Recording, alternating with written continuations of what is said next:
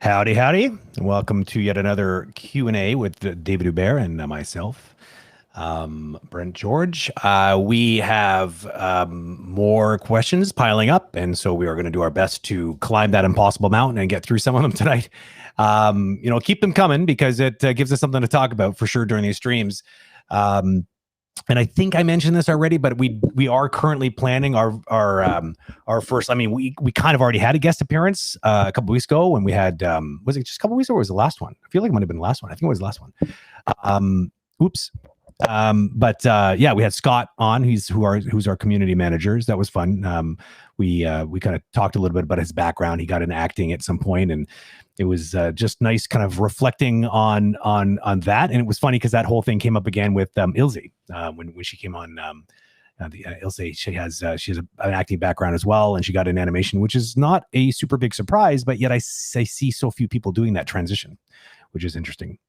But we are planning another one. We're planning one where there is a recruiting specialist who's going to come in and try to answer a lot of your recruiting questions, because we keep getting more and more of those. So we figured we could sort of maybe give some perspective on the other side of the coin, because David and I have perspective on sort of the supervision side of things, but not necessarily on the we never worked in a recruiting department before, so I think that'll be pretty fun. So we'll let you know when that happens, and so we'll give you lots of notice so you can show up to that special stream. Anyways, let's bring in David. There he is. Hey, Ben. Hello. Hi. How are you? Good. Don't forget, it's what does the heel say? I know. I just suck at it. I don't know what it is. What does an eel say? Eel say. Yeah. How was last week? I actually missed it. Yeah, so it was last week with Scott. Yeah, it was good. It was good. It was we went long without drill instructor David Hubert in the room, so we kind of went. I think it was like an hour and a half, but it was good. It was casual. We just hung out and just kind of shoot the poop a little bit, and there was a lot of anecdotal stories that came up. I had a lot of fun. It was good. Yeah. Do you remember what questions were tackled? I'd have to take a look at the list, but I did check off the ones that we did. But Scott goes in there like a little gremlin afterwards and tidies up the list. All of them. Yeah, well, he's just trying to keep it nice and clean. I just don't know where the old ones go. I think they might just get deleted or something. So I don't know which ones. So you're telling me that I'll have to go check in the library to see what happened last week? You might have to watch the video. Yeah. Okay. It's good. You probably should anyways, because we kind of talked behind your back a little bit. So you should probably know what we said. Perfect. It's good. I'm sure that was good entertainment. Oh yeah, it was good. So where do you want to start? You want to start from hi chat, by the way. Sorry, I forgot to say hi. I don't know whether we should start. Well, I guess we'll start from the backlog because there's no questions yet in chat. So I think we can start from the backlog and giving time chat a few minutes, maybe. Yeah, warm up a little. Exactly, warm it up, break the ice. In Scott, I believe, put out a bunch of social blasts on Facebook and on Instagram, and I think one of the things he was putting out there was this first question we're going to put out, which is right here. Hold on a second. It is. It's a pretty broad question, which I think David and I will probably make even a little bit more broad because animation is a pretty big topic. But specifically, the question was, how can I learn acting, animation, and lip sync animation on my own? Is basically the question. I'm wondering if on my own means on my own for free or just outside of the normal schooling system. Yeah, I feel like what they're saying is on my own, like self-taught. I think, well, like self-taught meaning, accessing free material as opposed to paying, going to a class, your typical school, I guess. Yeah, that's how I've interpreted the question. Well, let's assume someone that is starting from nothing, right? Yeah. You've never done any CG animation at all, and you're like, okay, where to start? Probably you want to get yourself a license of Maya. That's still the software that is maybe used in animation. So although we're all looking forward to eventually having a little bit more competition, so we have many options. We have Maya. It's not just Maya or Motion Builder and sometime 3D Max. Maybe they'll have a little bit of more Blender. Yep, in the mix. Who knows? Maybe Unreal Engine is going to. I wouldn't put it past them. Yeah, for sure. You heard it here first, folks. David Hubert made the call. I'm gonna bet on that horse. Yeah, I know. Like I wouldn't. They seem to make everything else for everybody. So why would they stop? Why not? Why stop there? Find a way to get the software. I mean, if you don't know how, Google it. Even if you want to go super legit and rent a license, it's still fairly cheap now that you don't always have to purchase it. You can rent a independent license, which is not too expensive. Get yourself some tutorial. Go on YouTube. I mean, there's so much resources out there. This is one of the things that we try to do with the Agora.Community. Take all of this content that was out there already and start to put them on in a place that are easily searchable. But whether you start on Agora Studio or YouTube, you're going to go into deep rabbit hole of tutorials and knowledge and all that pretty rapidly. So I'd see the quick ways to take an online class that's going to cost some money. The other side of it, if you're more proactive and motivated and all that and good at being self-disciplined, just Google it, you find YouTube and you'll find so many resources. So I would say start by learning the software, and then after that go very gradual with from bouncing ball to full on character animation. The classic, and this comes up a lot. I mean, this actually happened on Sunday, which is actually something that happened between last time we were on stream. Is we had our first official free review session on the public stream. It was pretty cool. We got through 3 really great piece of work. Sorry, you said we. Yeah, well, I'm just saying Agora.Community. It was just me. There's something that seems to come up reoccurring all the time in my reviews, either live or not live, is this thing that I always feel like I have to tell some people, hey, don't take this the wrong way, but learn the basics. There's a reason why there are classic starting exercises, because it's going to teach you some of the fundamental things that you need. It's like the building blocks. You don't just jump into body mechanics. You need to first understand weight transfer. You need to worry, like, it's almost like you're doing kind of body mechanics, but you're doing them in these little narrow slices. And then once you start to sort of master those, you start to realize how you can put those things together, and then you are able to kind of move a character around. And body mechanics should be mastered preferably before you get into acting stuff, in my opinion, because acting is action, as a lot of people would say. I think that's what Ed Hooks always says. And meaning you gotta, like, it's really, acting is just moving with intent, moving with motivation. And so even if it's a whole other layer to think about, because you have to get into the psychology of the character and to be able to make good choices for that character, but those choices will typically lead to action, and action is movement, and movement needs body mechanics. So start there. Start there. As I see a lot of people just want to jump in and just do it right away, and they get depressed and they feel discouraged because it's hard. If this was easy, like everyone would be doing it because it's a fun job, but it's not. It seems easy when you look at it, kind of. You're like, well, how hard is it? You're just moving some stuff around. It's like, and then you start doing, you're like, wow, like that in my brain, like I don't even know, like, oh, and and then I'll still remember the first time I started animating a quadruped, and it was like, I mean, that was a humbling experience because I felt like, I was starting to kind of rest on those laurels. Like I know how to animate. I mean, animation, I've been doing it for a while. And then suddenly it's like, whoa, I have to relearn completely these things that I took for granted about how something moves around with its legs.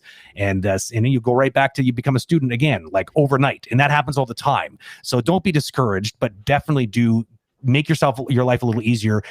Like as David said, these things are easily researched. These basic starting exercises. So all you got to do is just reach out and follow classic animation exercises, and you're going to find the bouncing ball, the sidestep, the skip, there's a bunch of them that are like, it's 101 stuff. Yeah. Start there for sure. Yeah, that's something that we've been talking for a while, creating those kind of just exercise, just assignment that we just put on Agora.Community, which is basically, okay, you want to learn, and now you got a hand of the software and you learn how to use it, and now you're ready to try some exercise and maybe eventually find a mentor, someone to get feedback. Okay, here's from assignment 1 to assignment 50, and try to do them in order, because that's when when you build a building. I mean, make sure that the foundation are solid, and then gradually, you can go super fast, and then you have a building that does this, but then you have to go down and go in the middle, and it's just a mess, and you just completely reverse the order that the brain is supposed to process the information one step at a time. So, like, it's understandable that you're excited by the pool on the rooftop. That's a cool feature about that building. Don't start there. Make sure that you build that foundation, because it's going to have some problems at some point if you don't really think about making sure you have all those things under. Because I think that interestingly, and I have an observation I made over the many years, is that 2D animation had this weird, interesting filter, like a barrier of entry. It required you to master the skill of drawing first, and it made sure that you at least took the time to kind of learn sort of structural drawing, and like it kind of made it in a way that if you can get to that point, you could like, oh, okay, I can graduate into animation now. But with 3D, it's like anyone with a computer now, anyone who has access to software can just start doing it. But so many people are just doing it wrong, or they don't want to they don't even want to bother trying to do it the way that everyone else has learned, because maybe they just are in a rush or whatever. But there's a reason why they're there. And one other thing I would actually say here, by the way, I posted a little while ago, as you probably have noticed, this is the actual official link to the indie license that David was talking about. It is much more affordable. You can rent the license on a monthly basis. This is meant for people who are freelancing, and they but they may not always need a copy of why pay for a whole year if they only need it for like 6 months or something like that. This is a good option. Don't get me started on why they don't make this really readily available for students for free. It used to be. It used to be. It used to be as long as you had the information of what was the school and all that. Yeah. And I don't remember exactly what they did, but they made it way more complicated. I think that your school needs to be officially recognized. Recognized by Autodesk. Yeah. And I remember that some online school, for some reason, were like not recognized. Yeah, even though they've been clearly teaching animation for years and years, and arguably much better than so many of these brick and mortar schools, apparently it didn't matter because of politics and because of business decisions, and who knows. The point is, I remember the golden era of software development where it was like 3D Studio Max versus Maya. And even then, even Softimage, if you go back far enough. And these three titans, if you're a dinosaur like me, three titans were fighting for seats. And so they were like falling over themselves to get free licenses into the students' hands, because they knew that by making they were essentially winning the future war, right? Like they were starting by making sure that the people were trained on it, because they knew that if they could have people that were trained on it, that would create a demand. They're playing the long game, but it kind of worked out, because Autodesk was really aggressive with that. Not Autodesk, Alias Wavefront, and that was before Autodesk bought them. But they were already on a really big trajectory at that point. But I mean, all three of them were pretty reasonable because they all understood this one simple principle. It's like, don't bite the hand that feeds you. Make sure that you get this into people. Make it easy for people to learn. And it's why Blender's so popular, is because it's actually becoming very, very viable. And it's always been free. And they have no plans on changing that.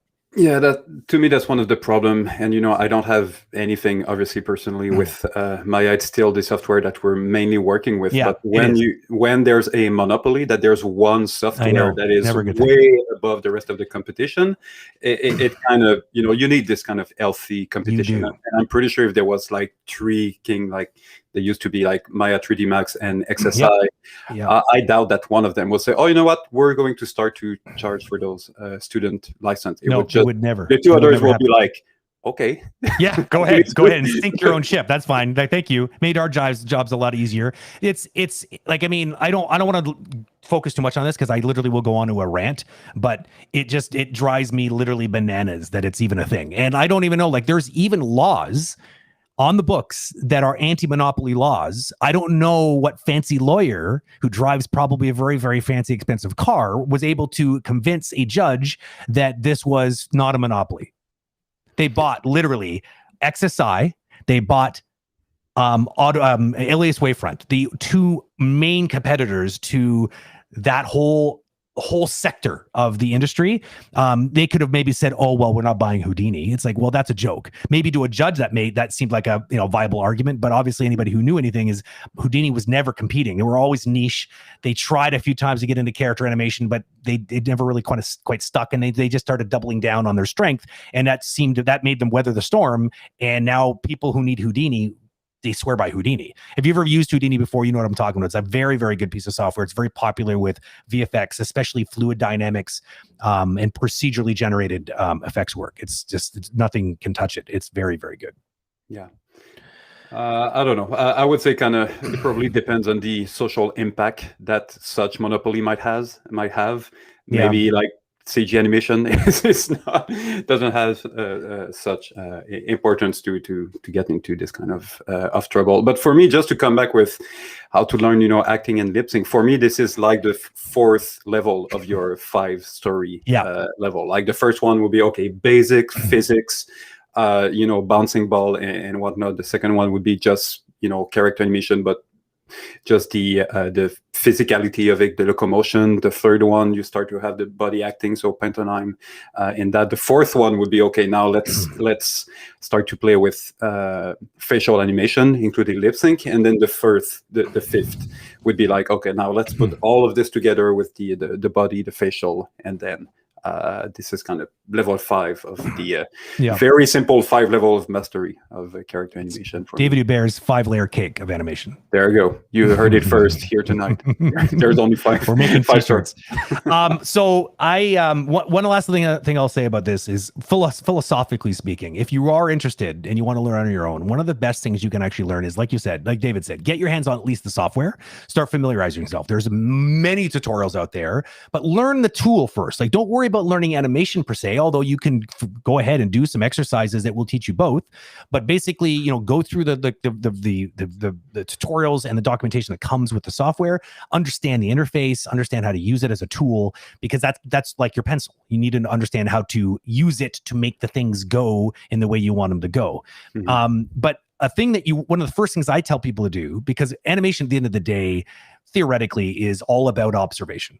It's about training your brain to see things, especially things that are like the differences between things. And so before you get good at the timeline and see differences over time, focus at least on moments in time. There's a reason why animators, especially 2D animators, obsess over life drawing. It's because it helps them with posing and staging and silhouettes, but it also helps them with observation. They start to understand what makes a good looking pose. They understand basically how to essentially train the brain to see a pose and then recreate the pose. You don't need to learn how to learn how to draw to do this. You could just get a rig, use Maya, and just spend time reproducing poses. They could be static poses from comic books. They could be static poses from photography, from life. If you want to learn, there's lots of online life drawing courses out there. Studio Technique by Samantha Youssef. She does stuff online. You could go and just don't even worry about drawing. Just like use it as a means to inspire. Okay, I want to be able to recreate that, because you know what? Most of the new people that I see that are trying to animate for the first time, this is the foundation level that they aren't good at. So I can say, yeah, use reference, because you can just observe reference and then learn how to break it down and use it. But if you're not good at looking at the reference, even if you can point out or pick out those poses you should be using, which is a whole other topic of conversation. But let's say you pick them out. Can you reproduce them? Mm-hmm. And sometimes it's not so easy. Sometimes it's just hard because your brain needs to be trained. The other part is proportional changes in the rig. What if it's like you're trying to map a human onto something that's not human? Like, how do you transition that? How do you map it or remap it? So I would just say, if anything, start there, because that is like literally like floor level 0 on like your curve of learning how to move a character around. I'm not saying ignore the bouncing ball and do all. I think you should do those things too. But if you want to practice, this is a really good way to practice.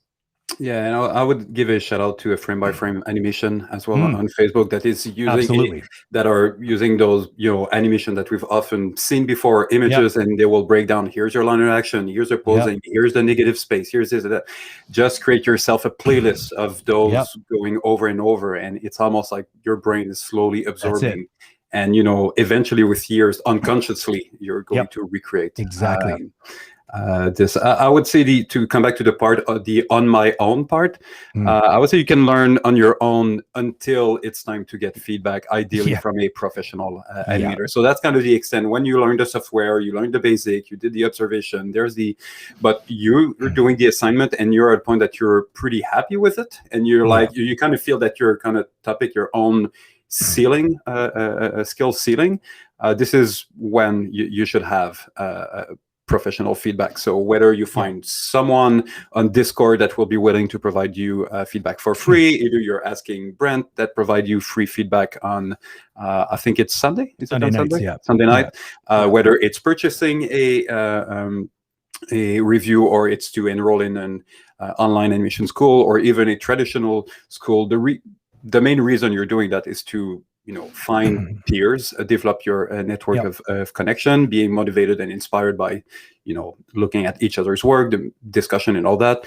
But it's above all else to have someone, a trained eye that will look at your work and spot what are the things that you need to improve. Because even if you're a very fast learner and you have a natural talent, and let's say your animation, there's 12 out of 50 things that are working well, but you really focus on those 12 things, and those 38 other things are kind of your blind spot. This is the thing that a trained eye will bring to your attention, and then you'll be like, oh yeah, you're right.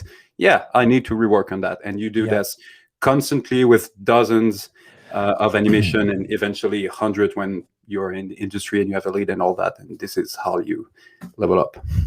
Yeah, it's going to seem like black magic that someone with more experience will look at it and be able to go, oh yeah, here's your problem right here. It's like bringing your car in to see like a mechanic. It's like, you hear the noise, something's wrong, but you don't know what. And they're like, oh yeah, that's your carburetor. Wow, carburetor. What am I, from the 1980s?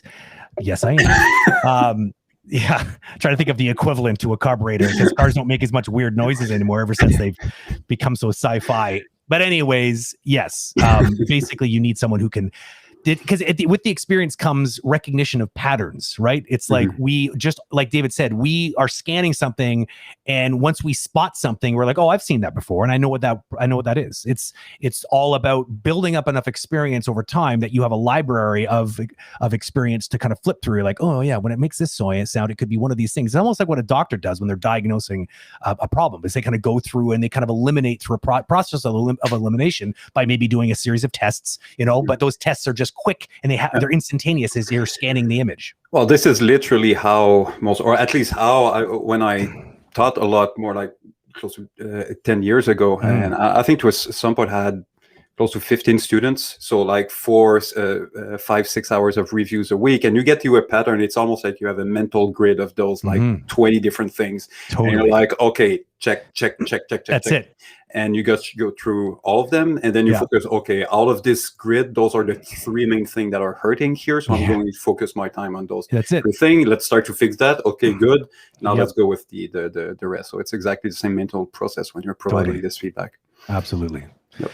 Okay, so hopefully we've done a okay job answering this one. It's obviously a pretty big topic. We tried our best. It's kind I of hope like, that it's you're like, I don't know, like basically just start, and there's lots of resources out there. And I don't want to like be, I don't want to be too obvious about this, but like, we do offer the review service. So that is a way when you hit that plateau and you feel like you want some feedback. That's why we designed it that way. We're like, here's all this free information, absorb it, learn it at your own rate, and then whenever you feel like you need it, because I mean that goes back to one of the first conversations with David and I had, which is like, where's the value in animation content online? And the value is the connection. It's having that moment, that brief moment where somebody can be like, you're doing it wrong and this is why, or hey, you're doing this right, but this could still use a little bit of work and I'll show you why. Like it's worth its weight in gold, and it doesn't need to be some big, huge, expensive thing all the time. I'm not saying that you shouldn't go to school. I'm not saying that. I'm just saying that when you are trying to learn on your own because you have to, or you're learning further after school or whatever, like we wanted that something there that was helping kind of bridge those two worlds, because we saw a lot of people in limbo after getting out of school feeling like they can't like get a job, so they want to level up. And so what do? Do they go back to school? It's like you could, or you could also maybe it's time to just start building things on your own, and then being a bit more targeted with when and how you get the feedback. Yeah. I was scanning rapidly, see if there was there's lots in the chat. I see one from Van Animator. That's actually the who's that guy? First one. I don't know. That name sounds familiar. Is it the first one, the When a Studio? Yeah, exactly. Yeah. Okay. So when a studio has to do a test for a prospective client, do they have to sign an NDA? And what sorts of things should go in that NDA? Thanks, guys. All right. Let's go in a complete different direction. Yeah. Here. Yes. What does NDA stand for, David? Being a business owner, I'm sure you've probably heard this term before, NDA. My God, I'm a professional NDA signer, if that's a profession. Yeah. It's a non-disclosure agreement, which basically means that whatever your client is going to provide you as proprietary creative material, there's nothing that you can share or talk about or... So yeah, and this is extremely common practice. When a studio has to do a test, for a client. So I'm assuming that a client hiring a studio, the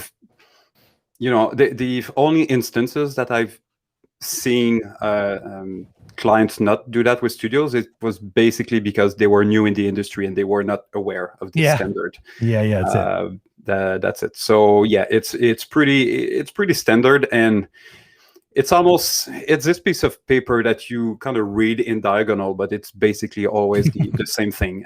There's a fair amount of, don't share any of this material. And in terms of what is the limit of what you can talk about, often you have to use your own judgment. Like, can you tell your spouse or your kids what kind of things you work on today, even if you signed an NDA? Yeah, probably. That probably doesn't matter at all.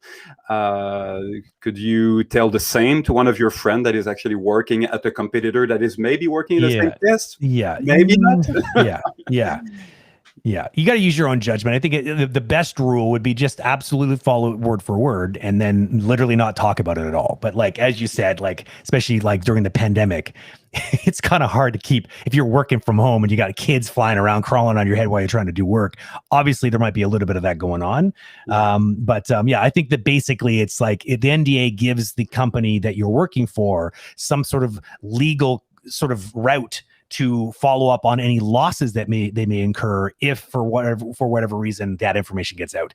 The game industry is particularly notorious for this. My God, they are extremely sensitive. It's like Fort Knox. They don't, and it's funny because it's like these big film productions, they can be sensitive too, but not nearly at the same level.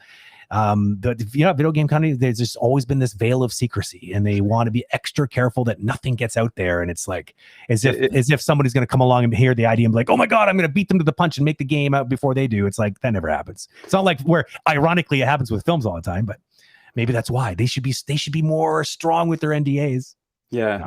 It's the first time I kind of witnessed this aura of secrecy in the video game more than other industry is many years ago, I had a head of studio in game in Montreal that actually visited Los Angeles. They were in the area for E3. I was at DreamWorks back in the days, and had a permission to have them a badge. They came in, and I could basically walk them and show them all the design of all the pre-production that were coming for the next decade. Like half of those projects will never see the light of day. But once you're in, there's no specific. You can pretty much show most of. I don't know if it's still this today, but 10 years ago it was the case. And I remember the look on their face of just being amazed of the level of. They were almost like, "Is there a security guard that's going to come in?" And I was like, "No, relax, guys. It's fine. There's a lot of visitors every day." And then I went in game, and this is when they say, "Okay, please don't talk about this and this and this and this." And then you're like, "Really? No, nothing ever." I know. I can't even talk about the project I'm working on. And those have been in the game industry for a long time, let's say a decade and more. They're just like formatted to this secrecy. Don't even try to get a detail. It's just like a black box. You'll never know what they're working on if it's not announced yet.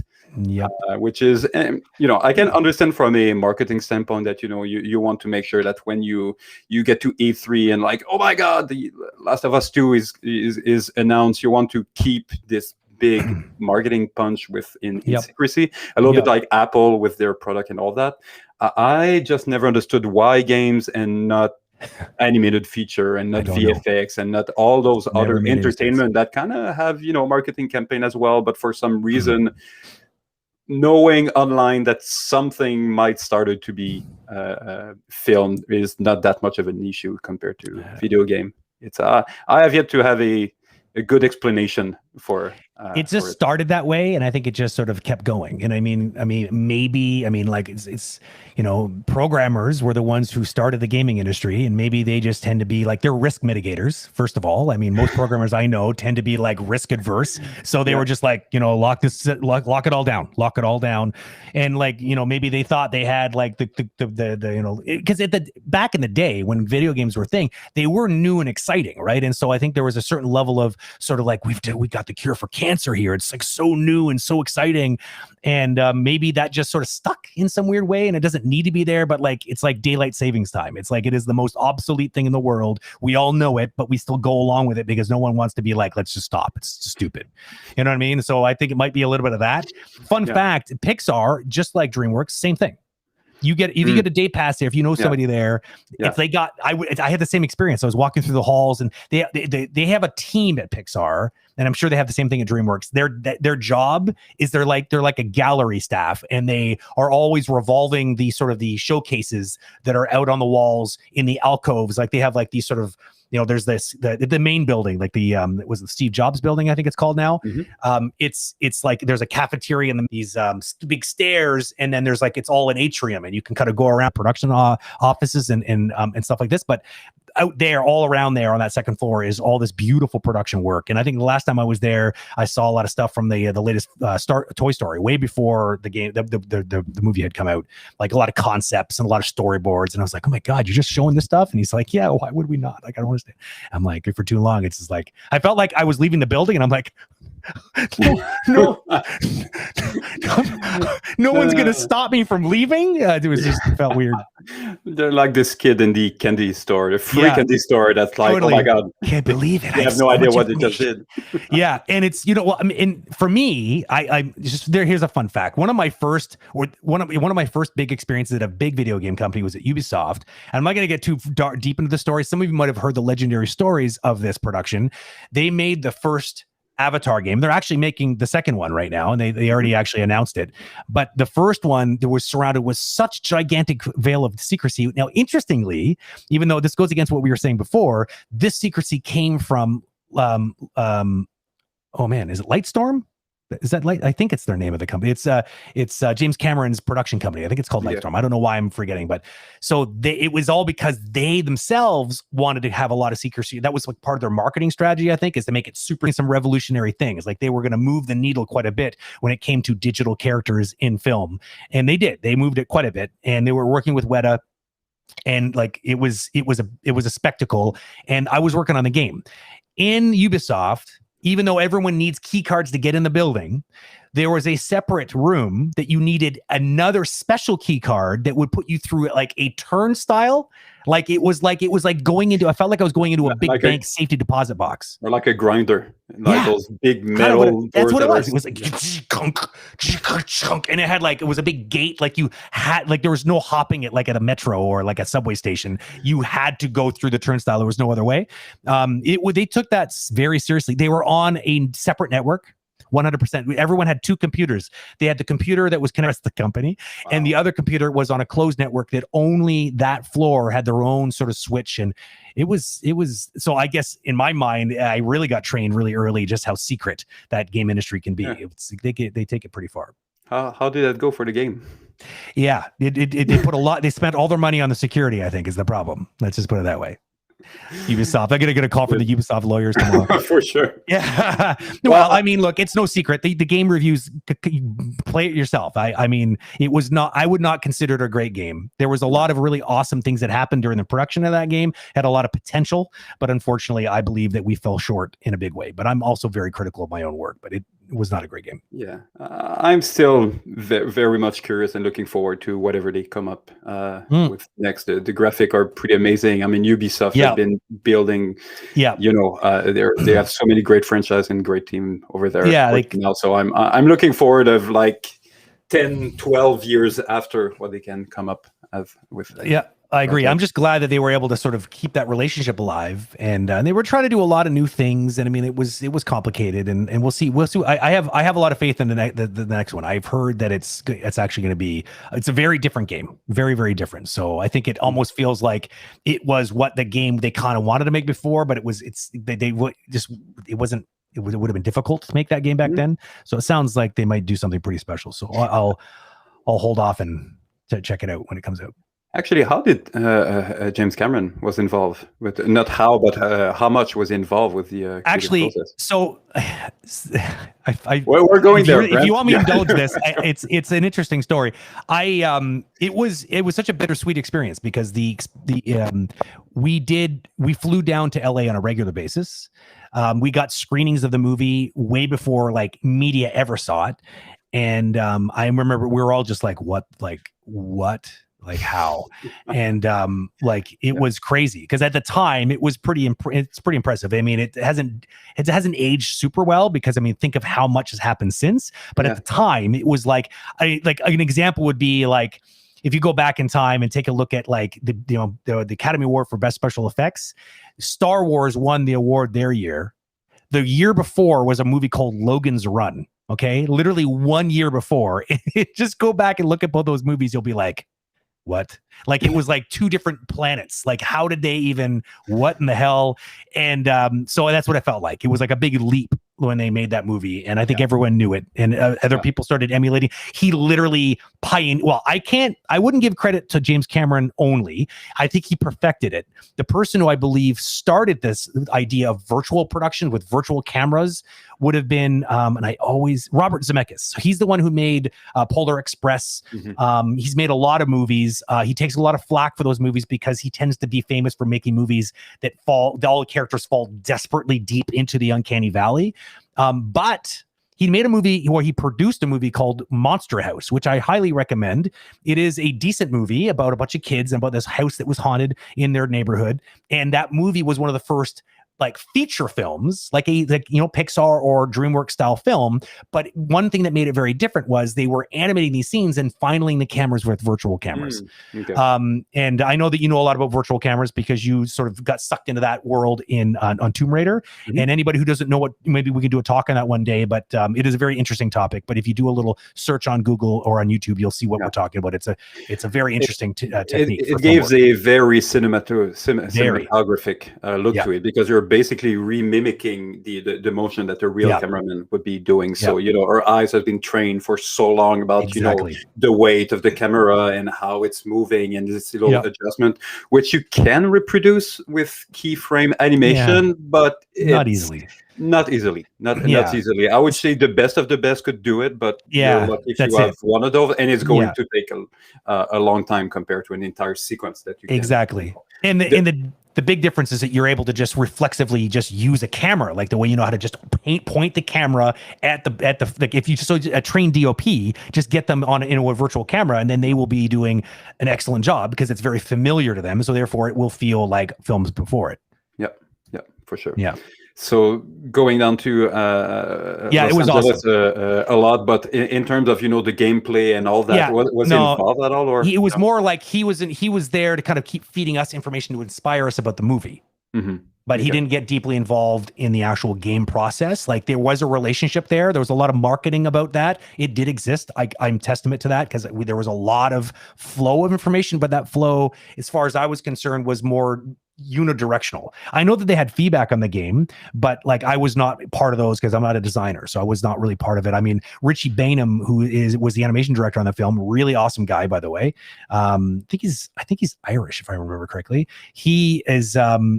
He's still supervising somewhere. I don't know if he's still supervising at Lightstorm, but he might be somewhere else now. Mm-hmm. Very talented animator, VFX animator specifically, but he comes from 2D. Like he worked on, I try to remember, he worked on a bunch of classics and kind of made his way into VFX and made a real big name for himself. Super, super great guy. I always felt really bad when I was meeting with people like this because James would be like, "Hey, Brent, hey, maybe we can send Richie up for like a week." And I'm thinking to myself, "Oh my God, please don't," because I don't want him to just get me excited about a bunch of things that I know I'm not gonna be able to get done in the game. Like that's how I felt. I felt like I wanted it so bad. I'm like, yeah, do that. But like, if I can't guarantee that, because I mean, anybody who's worked in games before knows you can have amazing ideas in the animation department, but that doesn't mean that they're going to get in the game for a variety of good reasons and sometimes bad reasons.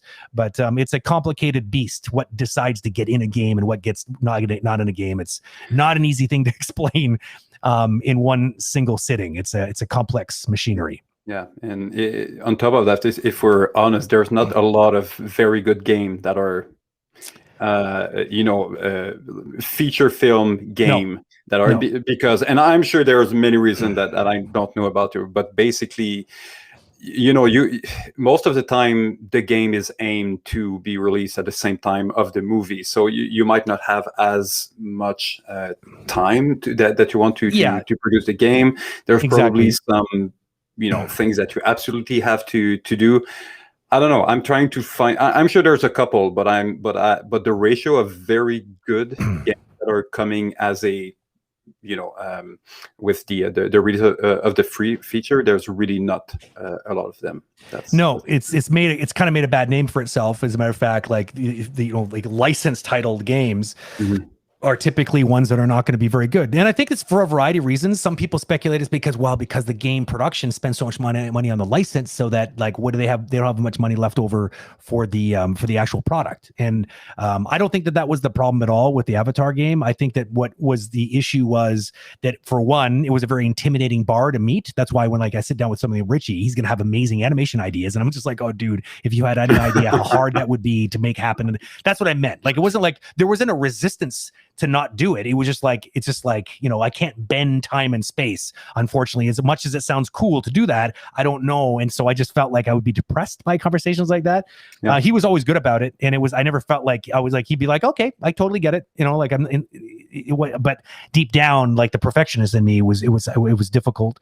But yeah, I think the other reason is it's like when you're kind of constrained a little bit, right? Where games are a different medium. And if you're trying to make a game about a movie, where do you draw the line? Do you make it about, like, do you try to reproduce the movie? Which some games try to do. Do you do something that feels like it's in the same universe as the movie? Do you do it where it was like something that was in parallel with the movie? Like, for instance, it's like you get to play things that are happening during the movie, but you're playing different characters, for instance, and you see some of the characters in the movie are starring in the game and they're there and you're interacting. Games have done that before, but the question is, which one do you choose? Is it a mix of both, many of those things? So what ends up happening is it's not obvious. The script is a mystery because they don't want to release that to anybody. And it's like changing all the time. So like you can't really depend on that anyways. It would be like a logistical nightmare. So there's like lots of challenges to do that well. Yeah. And so they add up and they end up, doesn't stop people from trying still. There's been some I think that have been decent. I think, what's the last one that I remember playing that I was like, wow, this is actually really good. Well, you painted yourself in a corner now, because you have to remember what it is. There are good license title games. Said nobody ever. I don't know. I really feel like there is one. I know what I'll remember, and then hopefully it'll fall out of my brain later in the stream. Well, let's bring back this name before the end of the stream. Yeah. I think we have Veronica that has a question. Can always here. count on Veronica. Okay, let's see. Yeah, the one right above it. Yeah, this one here. I have no idea what it is. So it's official. He just trusts Veronica so much. Oh no, this is the wrong one. No, this is not at all. That's the last one. There's a big, capital Q before. It's literally the last message she posted. Oh, so it's at the end. Oh yeah, there it is. Okay, good. That was the first one she put up. Oh, and by the way, shout out chat. Just putting this little capital Q before it makes it so easier to just send and see where are the questions. So more of that. Please. I like that trend. Keep that up.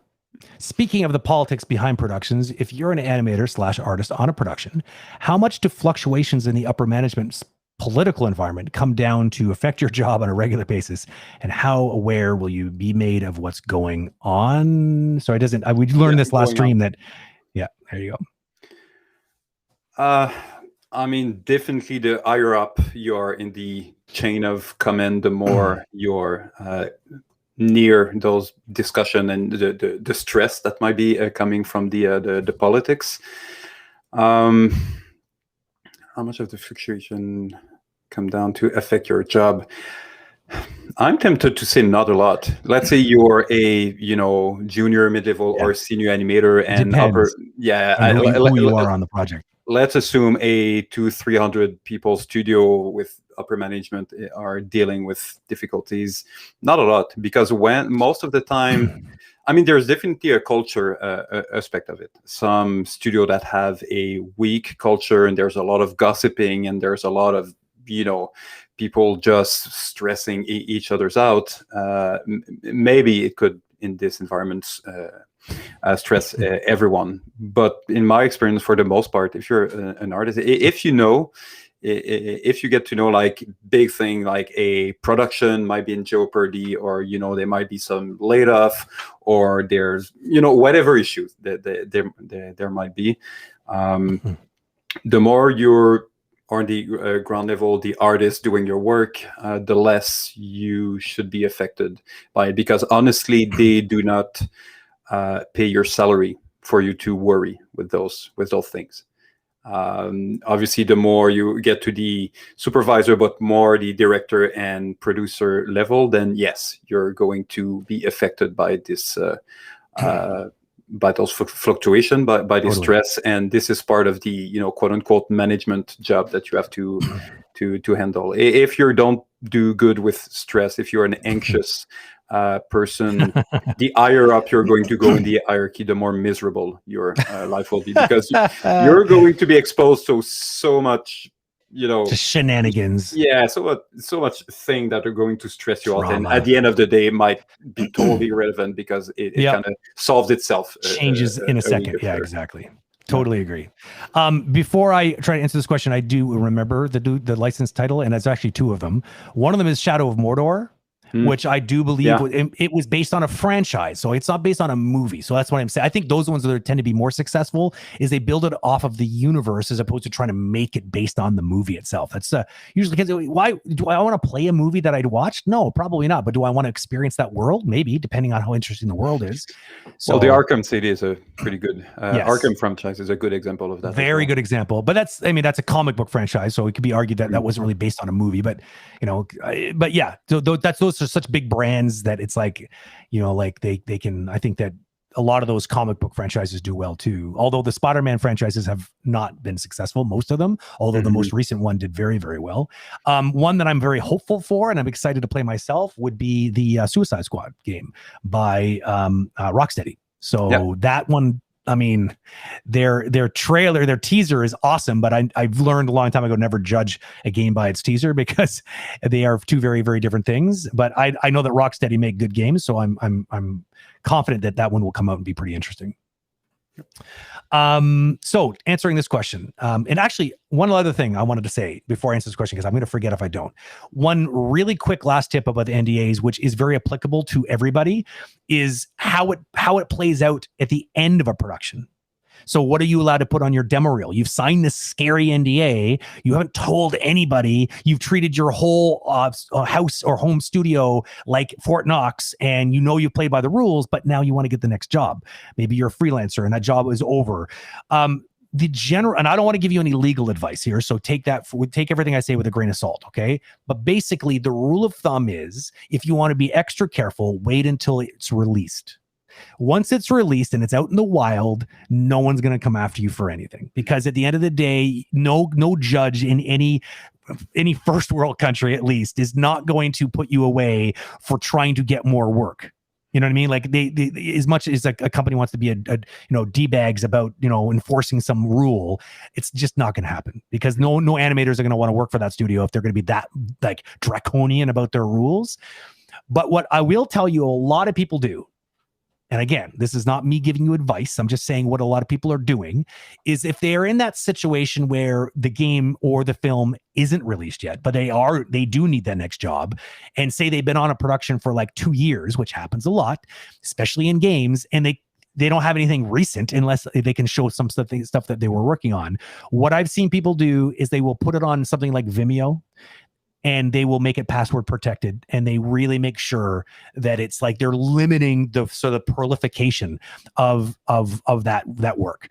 And they make it very clear to the people they're going to show, because think about this: if you're going to an interview and you want to show a bunch of work for another game studio and you're working for one currently, how you handle that particular situation is going to be watched carefully, because if you're going to be their new employee and you're being brazen about just sharing stuff and who cares, screw these guys anyways, they're old news, it's like, well, you know what, that might send up a bit of a flare. So you want to be respectful and you want to be very upfront, and they're going to respect you for that. They have to, because they expect their own employees to be just as discreet with their work. So the idea is, you know what, don't ask, don't tell, but be extremely 100% responsible, because if it does get back to you that you're somebody who's just recklessly throwing things around the internet, trust me, those people do get dealt with, and they make a really bad name for themselves quickly.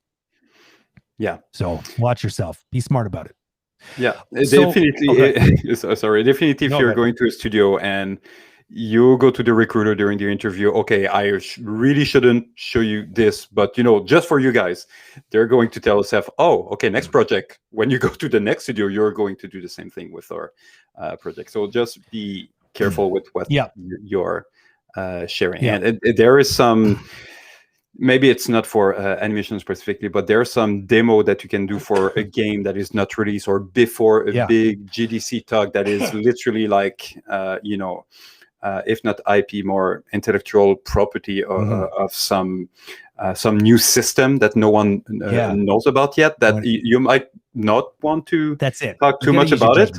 If it's for an animated feature that is already announced and there's already a marketing campaign and there's a trailer out there, and you're going to show your 3 best character animation shot within that movie that is not released, maybe it's not the end of the day. So that would kind of go to the password protected on Vimeo that you share, but only to very specific people. Totally. So like on one end of the spectrum is just wait till it's released, and then you're pretty much free. On the other end, it's like, you know what? Well, on the other end, we're not going to talk about just being a douche and just sending it out there to everybody. But the other end of the acceptable spectrum would be, using this password protected methodology to sort of show little, pieces, if it makes sense that is not so sensitive that it's not going to break the internet if you put it out there. But in the middle, of course, is always the option of just asking. Like, look, I want to get another job. Like, what's your policy? It's actually not a bad idea to ask that during the interview, to be honest with you, because some studios are a lot more smart than others. I've seen some studios that are just like, no, their policy is just, we own everything. You're not allowed to leave the building with anything, which is unreasonable, because you need that work to be able to prove what you're able to do, typically, especially if you're an animator or an artist. So it's unrealistic, and they might just be bullying you and scaring you because they hope you're just going to listen, and they've just mitigated that risk, right? Even though they know it's not really fair. But that's not their problem. They're worried about making money and getting a game out. So you can ask in the interview, and then if you didn't do that, you can ask when you want to send it out there and just see what their policy is before you go do it. That would be my official recommendation, because then at least you're following the policies and you can't get in any kind of trouble because you're asking. But what they say to that and answer that question is I don't know, and what you do about it is going to be up to you. But if you do choose to share something in some capacity, you need to be smart and discreet about it. That is the only way. And I'm not even saying, again, that's not advice. I don't want anybody any trouble. Like you gotta forge your own path forward. I'm just saying what I see a lot of people do is usually the best option when there are no other options. So. Yeah. Brent, what's your take on Veronica's question? This question is, speaking of politics. Yeah. So I think that basically politics is just like, I don't know if I have anything to add. David pretty much nailed it with, it's all about a matter of perspective. It never ceases to amaze me how some of the people that are, more junior don't see at all some of the turmoil that I see when I'm a little bit higher up. And it puts it in a perspective. Sometimes I'm like, maybe I'm just overthinking it. Maybe I'm just being a big whiny baby about a lot of these things. But a lot of it is just because we deal with different problems, right? Like animators, they come in, they get like a bad day for an animator is typically, well, the project gets canceled. That would be a bad day for an animator. But another bad day for an animator would be like, oh, this feature on a game has completely changed, and all the animations they've been working 2 months on just got thrown out, and they have to start over again. That's bad news. Maybe you get a lot of really harsh notes, and maybe you have a kind of an annoying, not very friendly, unsupportive lead. These are problems that will make people leave if they are dealing with that kind of discomfort on a regular. But when you start moving up the ranks, you get exposed to bigger, more dramatic, bigger problems that are affecting more people that you feel responsible for. So it does become a little bit more of a burden. So as opposed to just worrying about yourself and maybe the people around you that you would be doing if you were just an animator, it becomes more difficult up the ranks for sure. And it's why you have to have the experience to be able to deal with that kind of stress, because it's not a walk in the park. Not every day, that's for sure. Yeah. So, oh, for sure, different task or different place in the hierarchy, different kind of problem. That being said, if these things are affecting you and you're at a lower level, then there's probably something wrong with the culture of the company. Maybe they're not discreet and maybe they're being too transparent. Because transparency is good, but there are certain things that I think you probably don't like, because like David said, there might be a huge drama one day that resolves itself. Should I have told the whole team and stress them out until I knew that it was an actual really big problem? These are judgment calls that leaders and companies have to make on a regular basis. They want to be transparent, but they feel like the timing's not great, because what if we just panic everybody for no good reason? So, that's one of the things that managers have to deal with is how much information, because we're all subject to information overload. And at some point, you're looking at the news, you have your social media feed, you have all the work that you have to do, you have your personal life, and then you know what's going on with the upper management, and you know that this project is unprobable. And at some point, it just becomes like the whirlwind, and it's just difficult to focus. So ideally, yes, I think it's more candor and honesty than transparency, because transparency would mean that, there you go, you see everything. Well, not everyone there needs to see everything, because at some point it just creates clutter and noise. That's it. So it's just you're going to be open and honest, but you still recognize that, okay, all my group don't kneel to this with this situation. I kneel to deal it with the other supervisors. Yep, that's for sure. And then if at some point you're like, okay, you know what, we feel that this is a studio problem that we'd like to have feedback from. So let's say a studio recognize that, okay, we have issues with education, we don't invest enough of it, we're in between project, and our artists are literally being paid to do nothing and rolling their thumb and looking at Netflix. Why don't we have education program paid for during those period of time? Then yes, okay, the upper management might have recognized the situation, and then they're going to ask for everyone's feedback, take the best advice or ideas, and then they might come with a top 5 priority. But it's only when it's been, established that there's a couple angry people that left because of that reason. It's a mini crisis. The floor might not need to be aware of that, but if the studio recognizes that, okay, we have a problem with that, and that would be a better time investment for everyone, and that's going to help retention, and that's going to help us to have everyone grow, and then they recognize the situation, then they communicate it with everyone. So that's one way of those, sharing of information is typically going on in studios. Yeah, it's funny. You painted a picture that kind of came up in our conversation with Ilse. See, I said it right this time. And she was where that moment came up in the chat where she was talking about this little run-in when she was early on in her career, and she was dealing with some sort of supervisor who kind of like kind of took her aside and kind of tried to make a point about her asking a question that seemed like a challenging question. Mm-hmm. And David and I kind of riffed on this, going like, you know what? It's easy to make a judgment call on that because that was my first reflex. And I think David was all like, well, that seems like kind of maybe not a great supervisor. Why would they be so like, but at the same time but then after a reflection, we're like, actually, then again, like no one's perfect and even good supervisors are under a lot of stress. And so maybe that was just like the straw that broke the camel's back. And they felt the need to be like, look, you got to learn your place, was one of those kind of conversations. Yeah. But yeah, I mean, it's true. There's a lot of stuff going on and there's a lot to kind of keep organized in your head. And it's, there's a burden of knowledge that goes along with supervision that, is maybe sometimes not understood or not very visible. Do you want to do one more? Yeah, let's do one more. We have literally one that just got posted. Yeah, I see that. Let's do it.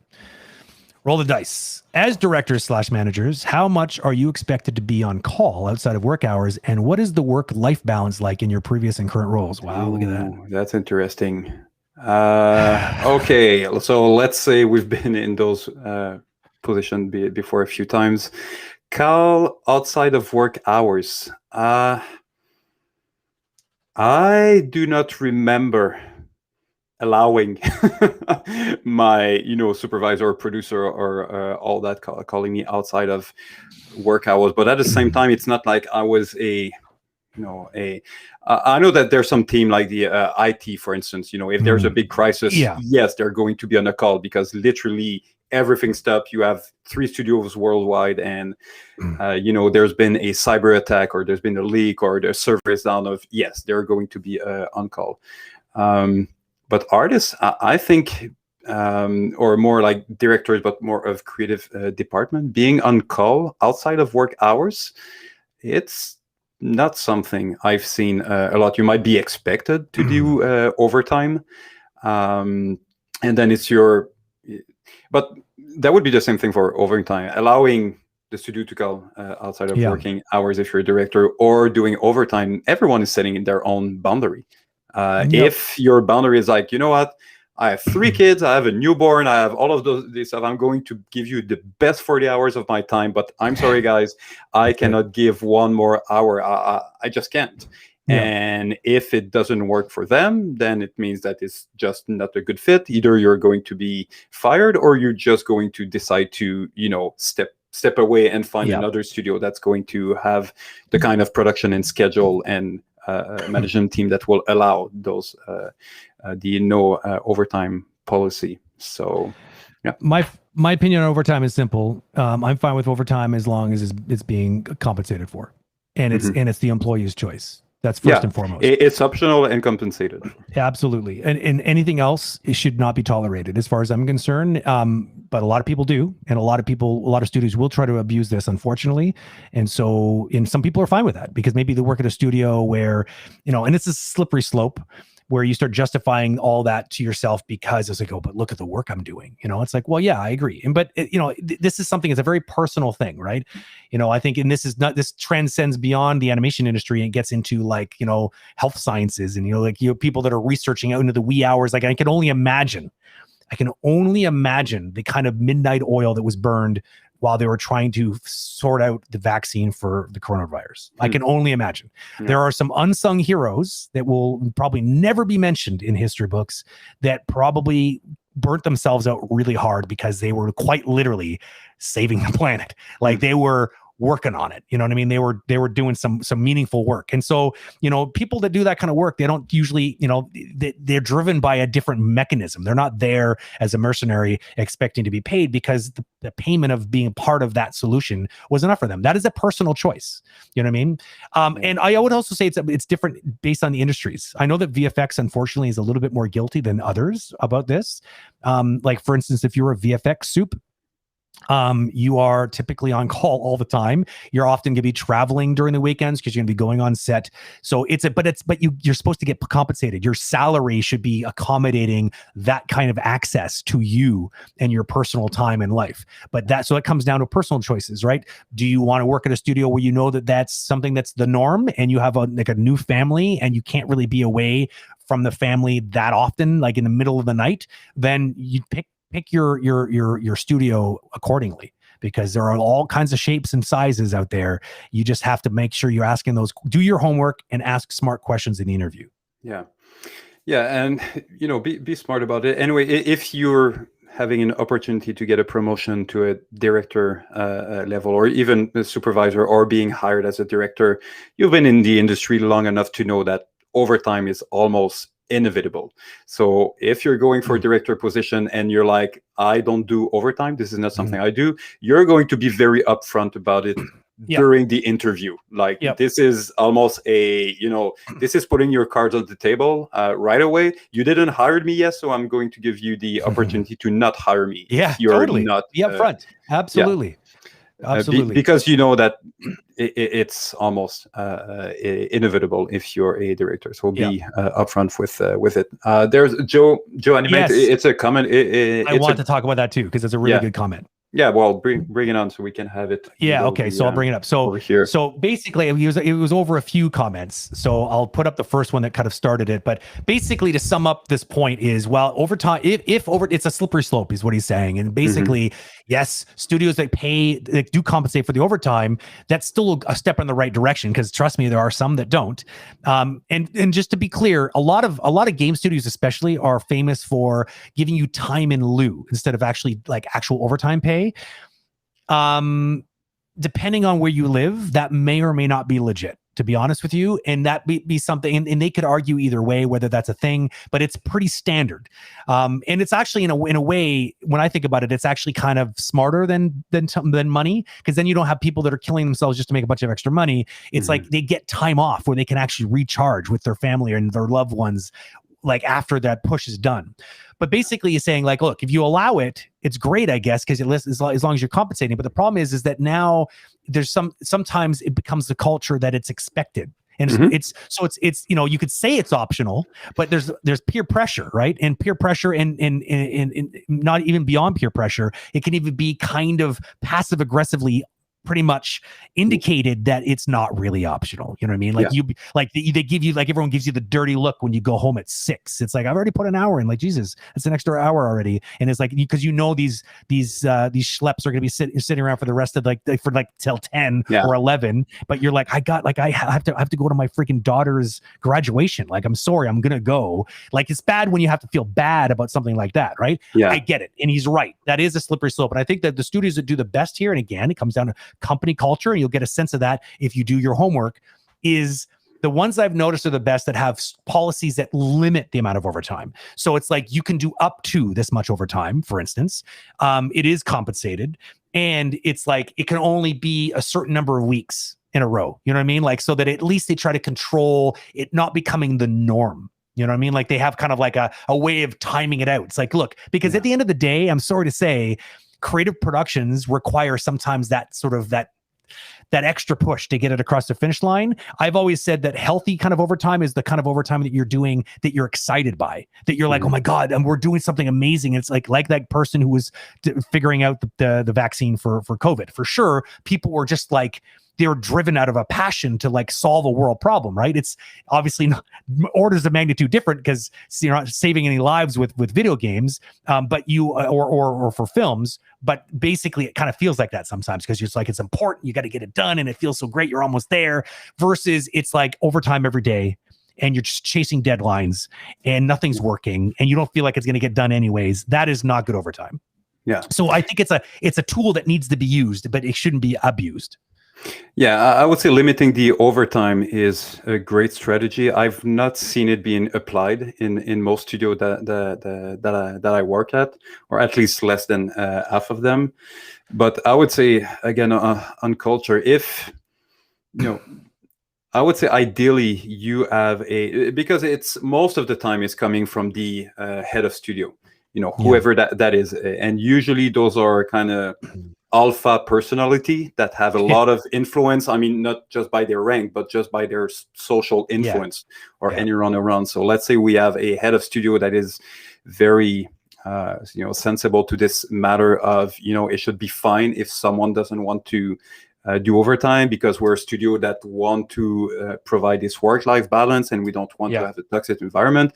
That the head of studio is going to talk to the upper management and is going to convince them that this is the culture of the studio here, who then going to pass the message to the production team, the producers, and then the managers, and then the directors, and so on. And basically, it needs to come from the top. Otherwise, absolutely. Different team, different project will all have their own interpretation of the guideline, and this is where it's just whatever. It needs to be policed. It needs to be policed on both sides of the equation.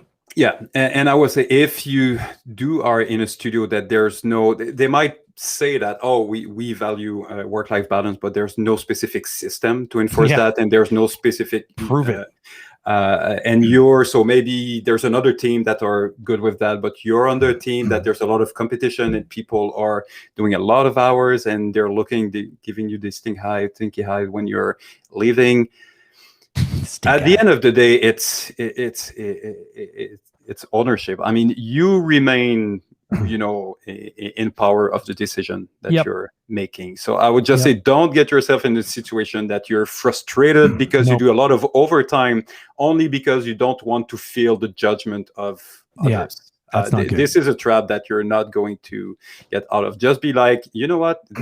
Those are my limits. You can think whatever you want. Totally. Steve, Cindy, Eric, all of you guys, bless you are. You can stay until midnight. It's 5 p.m. I have to go get kids, and that's it. And they should be like, yeah, man, see you tomorrow. Like, it should be no judgment at all. And it all comes down to culture, 100%. And again, if you feel that you're being judged by your peers, by the managers, by the supervisors and all that, well, that's a good indicator that, there's a lot of studios. Hopefully you might be in a situation that, like, there's not a lot of studios in my city.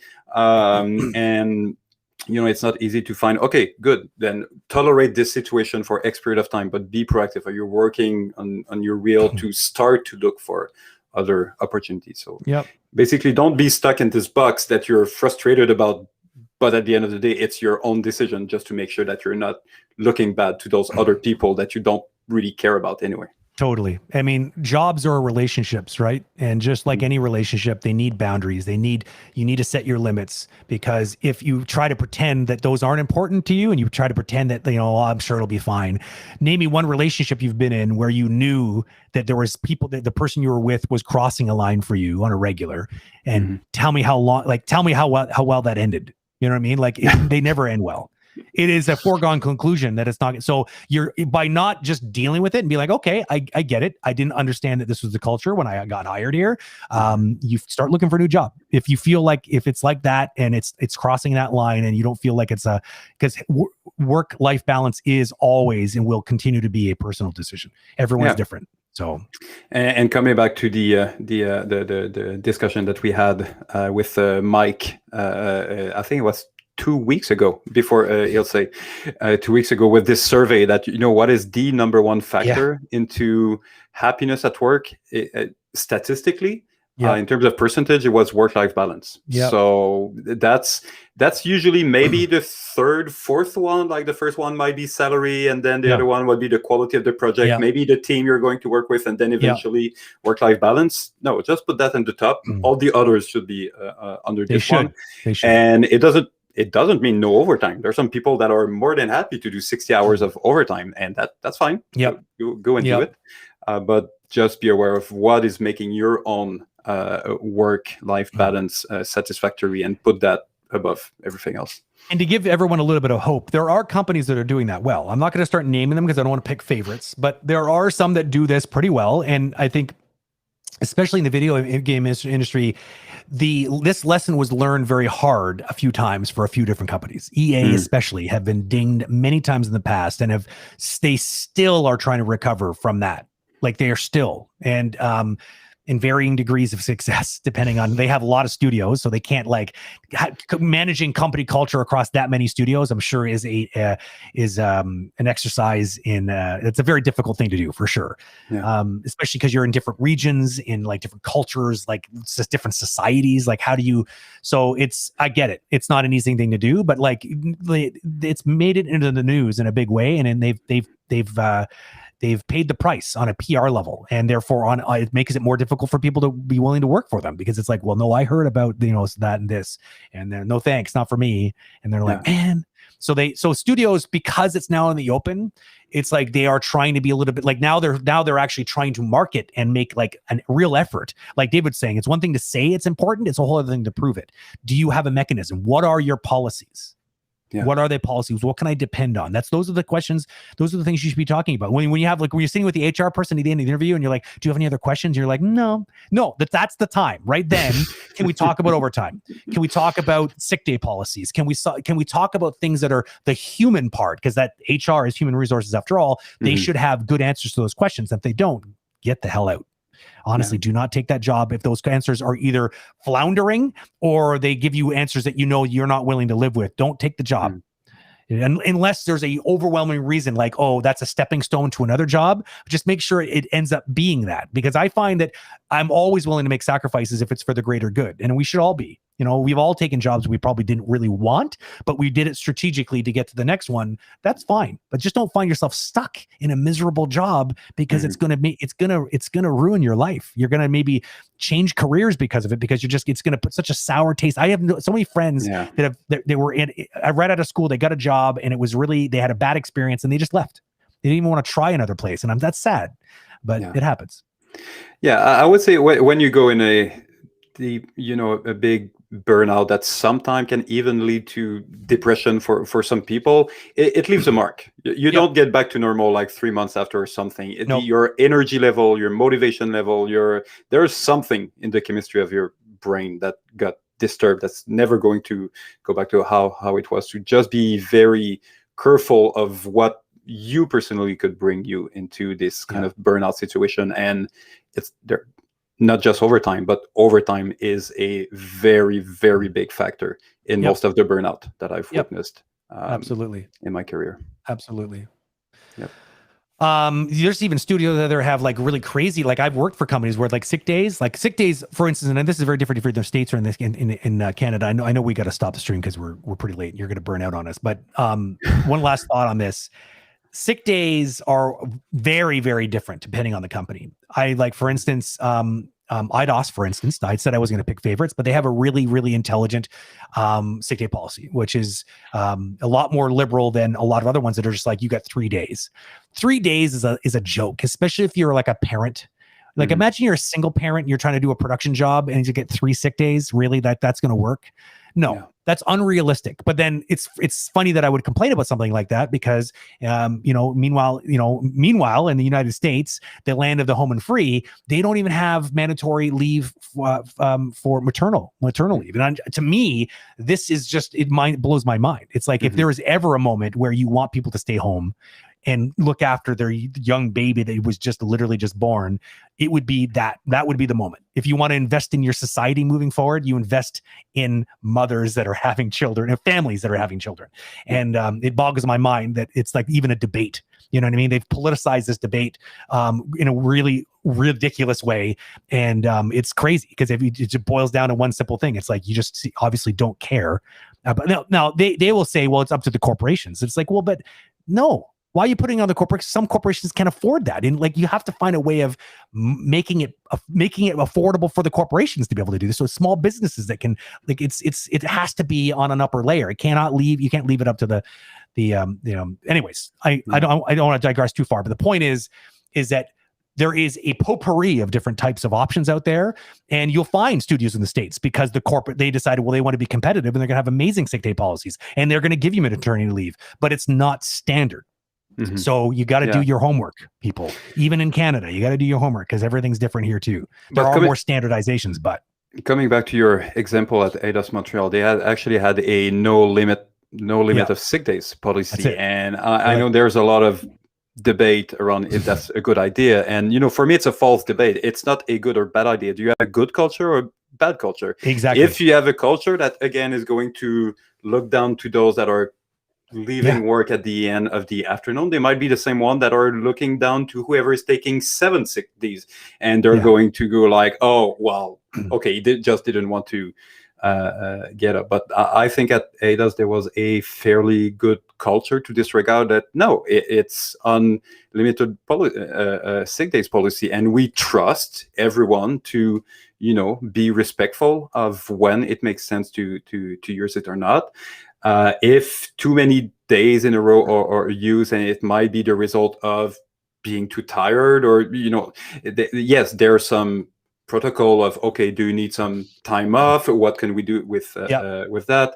But there's no question of when someone is taking a sick days. No one is questioning if he's sick or not. Yeah, of course he's sick.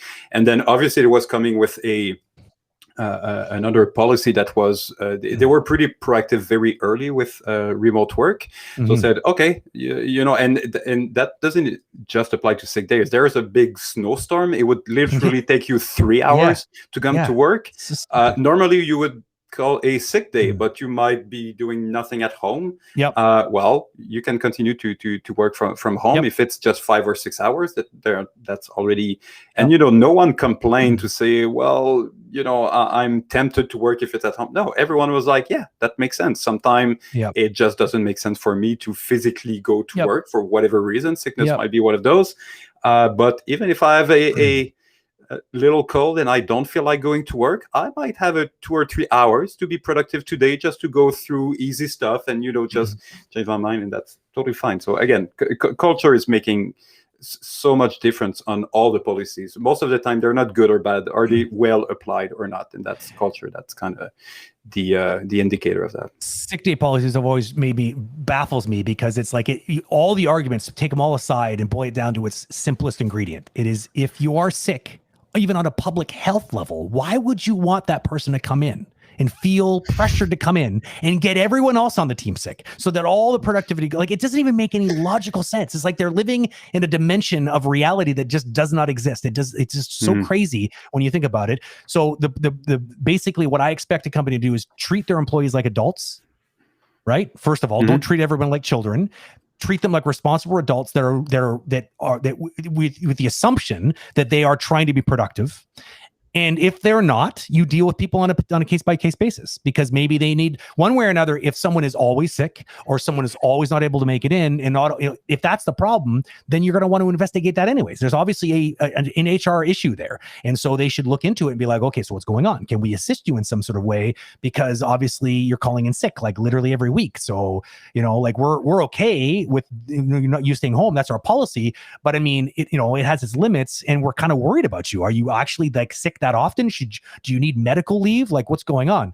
So basically, if you think of it like that and not be lazy about it and just treat everyone like blanket children, then yeah, that's the way you're going to run a company. But if you're a bit more mature and a bit more progressive thinking, then yeah, have a policy like this and just expect people to be adults, God forbid. Yep. There it is. Speaking of adults, it's your bedtime, sir. So I'm going to go ahead and just we're going to call the stream. Thank you very much for being here. As usual, David and I kind of went off on interesting tangents, but it was good. There was some really good stuff that came up tonight. So we see the questions as almost like conversation starters that get us onto interesting topics, and then we just sort of try to open our brains and pour the many years of experience in some way into an hour, and we do our best to make that happen. So David, thank you very much. And yes, I know we're going to meet briefly after this meeting. I'm not going to disappear on you, so I will be around. And I'll see you next week. And we actually have a conversation with tomorrow, so I'll let you maybe share about that if you want to. Yeah. So Jorge, so how do you pronounce his last name? I always suck at last names. Vigara. Yeah. Vigara. Yeah. He was the founder of Anima Warriors, and he's got you have all the details if you've been following the social posts, because Scott is very good at putting them out there and giving you the bio. He's worked on a lot of amazing things. He's going to be around, and I think it's going to be an interesting conversation because he's running that business now. I think it's probably one of his primary focuses right now, right? So he's, like so many others, has made that sort of transition, I guess, as it were. And part of the conversation that's going to be very interesting and kind of relates to what we talked about is that he did go through a burnout, Yes, which made him leave the, well, I don't want to say leave the industry, but take a break. And which led to starting Anima Warrior and try to diversify, not to be in this grind of overtime on production, over production. So someone that went through the entire process over a 10, 15 years span, working at Sony, among other places, so on big production. So yeah, really looking forward to have this part of the discussion with him. And I don't know if you've ever seen him speak before. He's very, very, very nice. Like we have nice people on the show all the time, but I think he takes sort of the prize as being definitely on the upper echelon of nice. He's very, very humble person. He's going to be a really cool chat. So yeah, please do show up. That's tomorrow afternoon. So I'll see you then, Dave. Awesome. All right. Later. Bye, everyone. Bye-bye. Okay, well, as usual, I'm going to kind of read everybody out of this. Let me get rid of this. I'm going to finally remember to do this. So there's that stream happening. Just a quick note: if you showed up late to the stream, there is a new thing that we're doing, and that thing is these. We're doing these live reviews. I'm doing them on my Overanimated Twitch channel, but it's advertised on Agora. Every week we're going to be putting out on social a. How I say we, I mean pretty much Scott, because he's the one making sure that all these things happen. But he puts out a Google form that you can submit to and submit your work. All we need is your name, your email, the work itself, and like a note about the work. And this is something we're going to be doing for the foreseeable future, and it's because we're trying to learn and test the live review kind of feature that we want to roll officially into Agora production. So we kind of want to understand it a bit better, try a couple different recipes. And so to reward people for being our guinea pigs in this experience and putting their stuff out there to be reviewed, they're free. So what happens is essentially we do about 3. Typically, all you got to do is Scott on right on point, dropping the link to the for this Sunday's review.